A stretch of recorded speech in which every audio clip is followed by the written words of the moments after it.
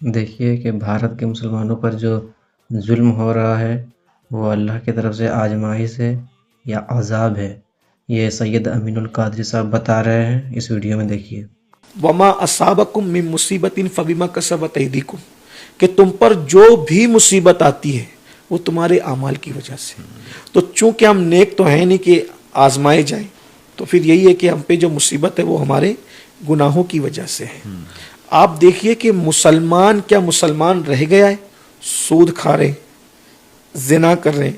کسی محقق نے بھی جلدی اپنی تحقیق پیش کی کہ ہر 5 منٹ پر زنا ہوتا ہے، ہر 5 منٹ پر ایک بچی کی آبرو تار تار کی جاتی ہے۔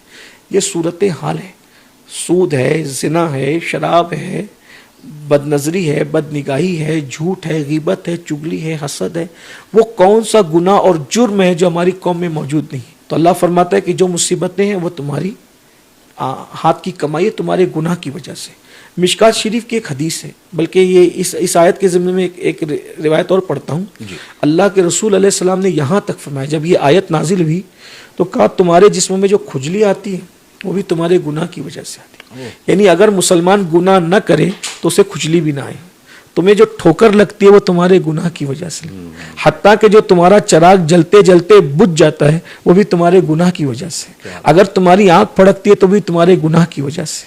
یعنی آدمی کو گناہ کی وجہ سے مصیبت آتی ہے۔ پھر مشکات